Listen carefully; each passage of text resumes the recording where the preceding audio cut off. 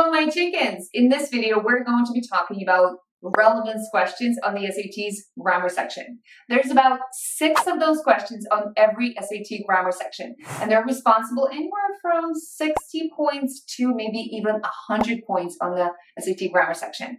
Now that I have your attention, I also want to say that these specific questions are especially challenging for those of you who struggle with reading comprehension. My name is Katya.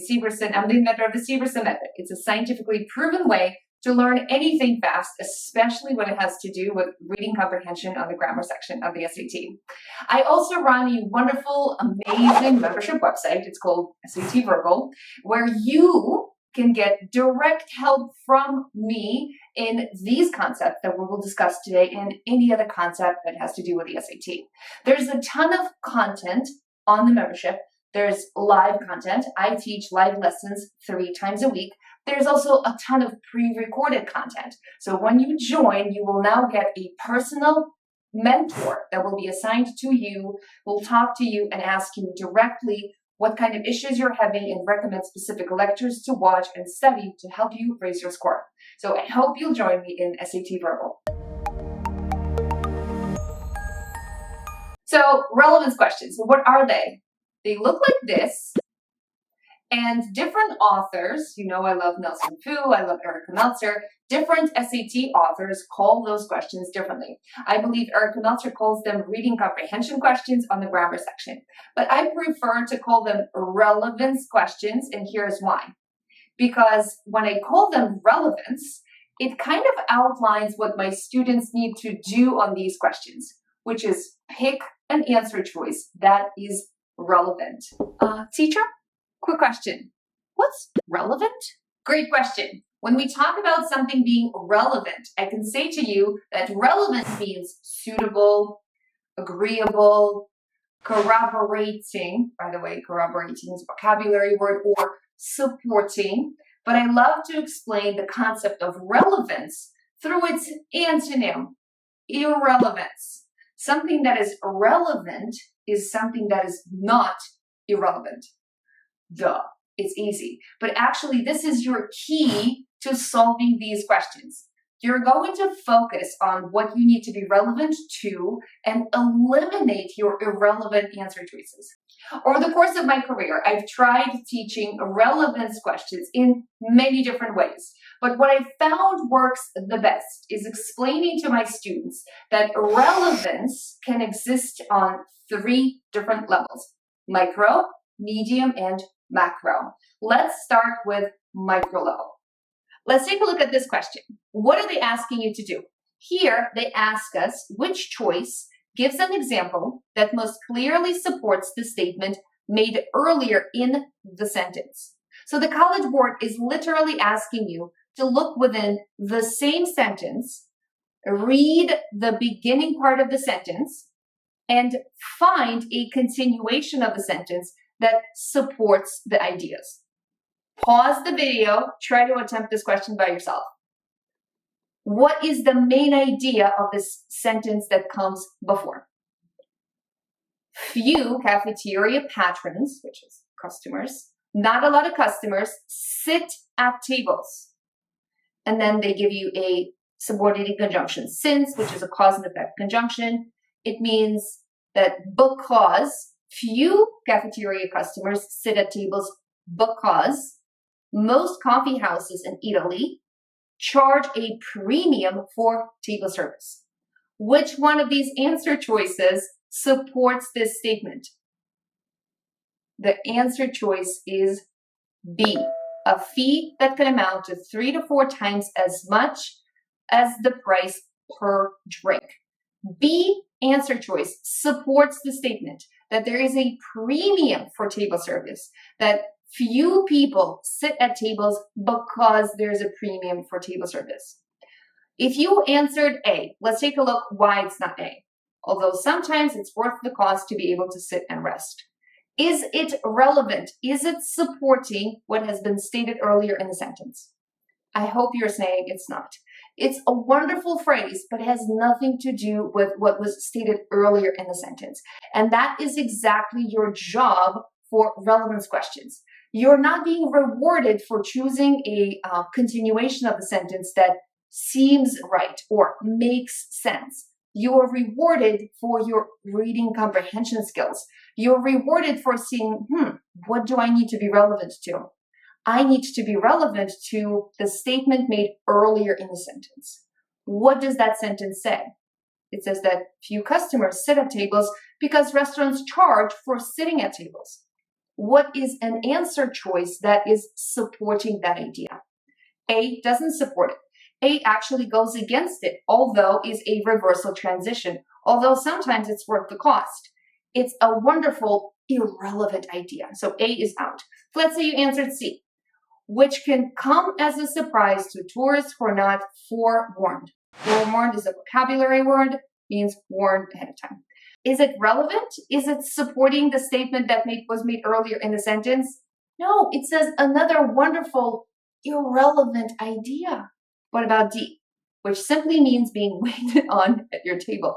No, that's not the statement made earlier in the sentence. We're not trying to define anything. We're just looking for a supporting statement.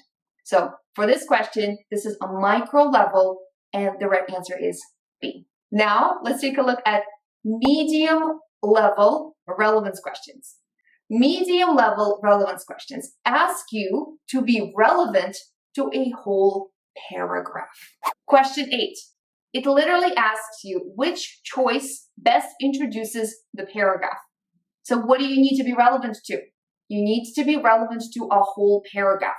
Before you can answer question 8, I highly encourage you to quickly read the passage, identify its main ideas, and the main ideas are going to be hidden in its main grammatical structures, in its subjects and its verbs, and then go back and answer this question. Pause the video and let's do this together.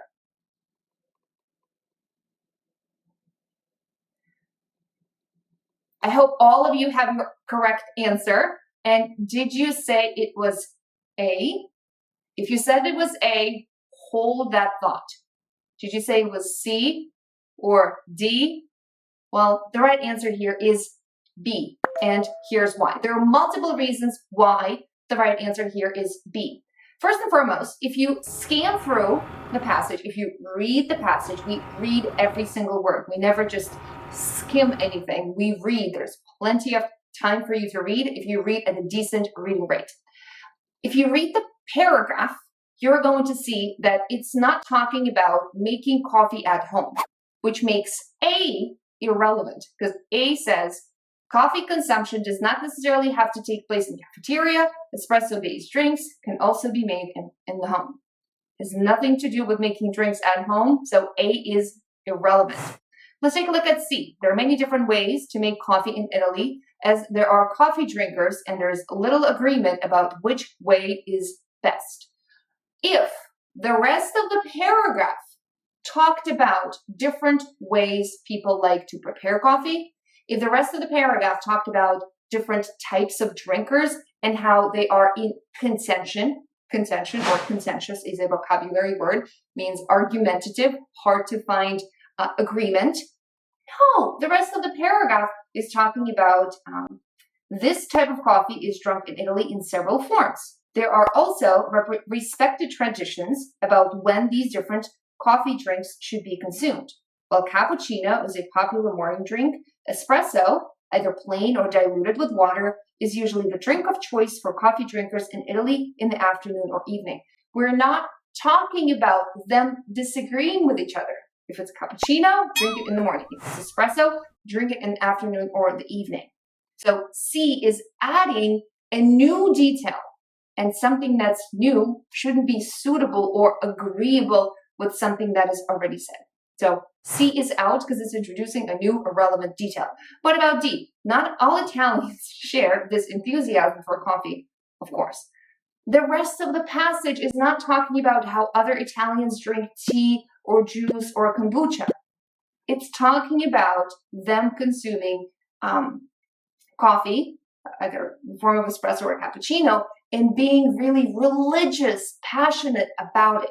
So the right answer here is B. It says, in Italy, the fervor, vocabulary word means passion, the fervor for the coffee drinking experience extends beyond the drinking of the coffee to making of it, timing of its consumption. That's exactly the thesis statement, if you wish, for this paragraph. That's kind of like a preview of what this paragraph is going to talk about. Therefore, B is going to be relevant. There is another beautiful reason why answer choice B here is correct. Let's take a look at the very first sentence of the paragraph. Indeed, many Italian coffee enthusiasts agree that there's only one correct way to make coffee. And then a lot of information about the espresso after the colon. Indeed here is a transition word.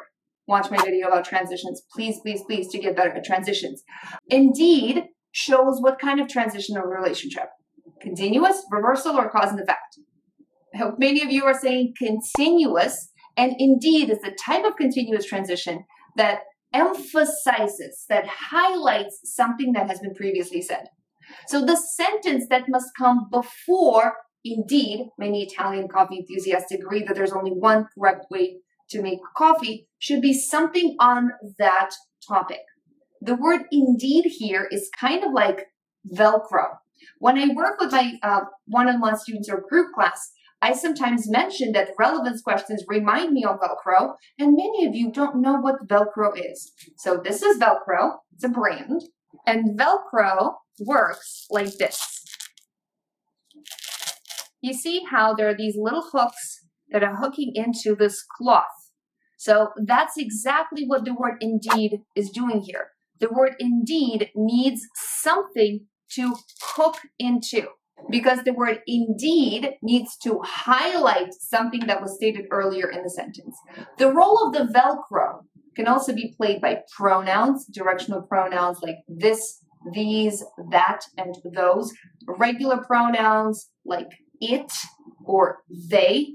You can also use transition words like still or such to guide your own relevance finding. So now you know the micro level on the level of a sentence, the medium level on the level of a paragraph, and now the macro level of relevance when we are working on a level of a whole passage. Sometimes the College Board will ask you to find an intro sentence to the passage. Other times they'll ask you for a concluding sentence. In this question, in the next question, we're going to look at the introductory sentence. I don't want you to answer question 34 before you read the whole passage so that you can thoughtfully come up with an answer choice. So pause the video, try it by yourselves. When you unpause, we'll solve it together. You see our friend again, huh? Here we have the word indeed. What does indeed do? Indeed introduces a continuous relationship where it emphasizes something that has been previously stated. So which answer choice works? Indeed, a new study at Emory University has found that prairie voles engage in empathy-based consolation.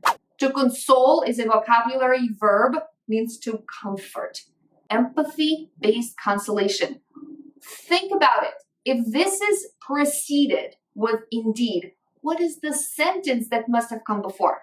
The sentence that must have come before had to do something with empathy, consolation, and maybe voles in the prairie having this ability. So what did you guys think? If you said B, you're absolutely correct. B is directly relevant to the sentence that comes after. In fact, it's also relevant to the rest of the passage. But here, the Velcro of indeed is guiding your answer even faster. I hope you enjoyed this video, my chickens. For more practice, for all sorts of levels, for micro level, for medium level, or for macro level of relevance questions, find me in the membership. And also, if you leave a comment below this video, you will be entered in the pool of lucky people we will give 1 month of free membership to, and we choose someone on the first of the month every month. I publish the results on Instagram, and then we get in touch with you directly. I hope you enjoyed this video and you learned a lot, and I'll see you in the next one. Bye.